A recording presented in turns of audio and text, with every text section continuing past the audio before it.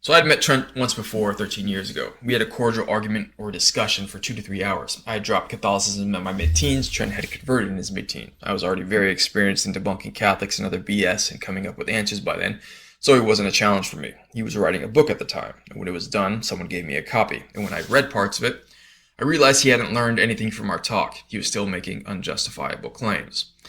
That and some other experiences made me drop debate bro arguing for a long time. I had done it for 7 years straight, but the fact that showing people they were wrong didn't have any weight to it made it pointless to continue, and I understood that if something needed to happen, then I or people needed to make it happen. Last year I found Trent's channel and remembered he was the guy I met back then.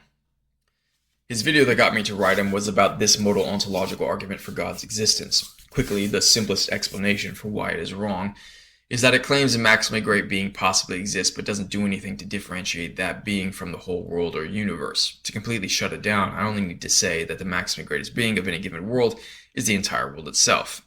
It's not actually an argument for God at all, it's an argument about a definition. It uses two different meanings of the word possible. The first premise uses possible to mean can, and the second uses possible to refer to alternate states of reality that we don't know actually exist. Premise 2 also conflates existing with possible and doesn't justify the idea that other worlds are even possible in the first place.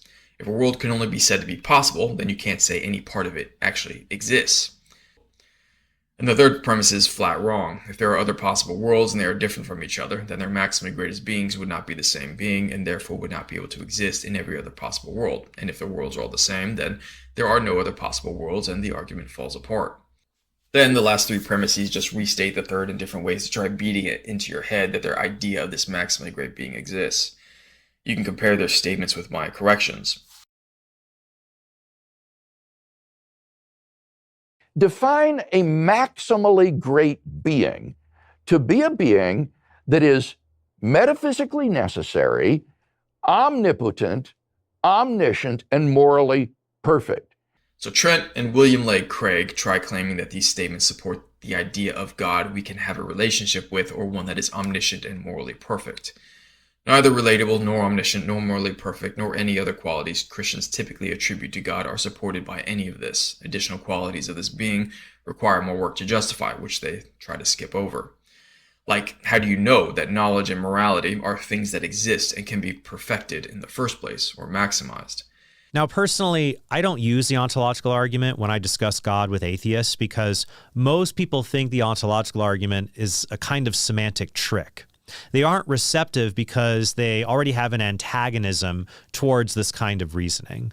And because of the controversial nature of the modal logic in the argument's inferences, even people like Alvin Plantinga, who developed the modal ontological argument, has said the following: these arguments cannot perhaps be said to prove or establish their conclusion, but since it is rational to accept their central premise, they do show that it is rational to accept that conclusion. What this means is that the ontological argument works best for particular people. Trent knew the argument had many flaws, but he still claimed in the thumbnail that it made atheism impossible, which means it must be an absolute proof. It's not even close. It's not even argument. It's nothing. At best, you could maybe say it's a definition. Even though Trent knew there were flaws with it, he still said he's willing to use any formally valid argument, which again means nothing. But I'll present this argument, or really any valid argument, with plausible premises to someone if there's at least a chance the argument will click for that person and lead him or her to a relationship with God. This is what got me to write to him. I don't mind people trying to come up with arguments for something. The problem is when they push the arguments knowing they are wrong just because it is beneficial to their job, their income, or their business. If they promote nothing arguments just because they may work on someone, they are lying to them. You may think getting someone into a relationship with God is not a big deal or worth lying to them, but imagine health insurance companies doing this, specifically deciding to deny coverage to their paying customers not because the procedures are not justified, but because they calculate they can get away with denying coverage because their lawyers can make their denial sound plausible enough. I was called to jury selection recently. 2 parents were suing 2 doctors in a hospital because their daughter had developed neurological symptoms after she was treated for an illness. We were asked questions about any relevant experience we have with the law, the medical system, and neurological disorders. I told them of my experience with chronic fatigue syndrome and all that other stuff, which often get labels of neurological disorders because doctors don't understand them. I also told them of my politics and conflict background. Another man said he would probably be biased in favor of a little girl versus doctors in a hospital.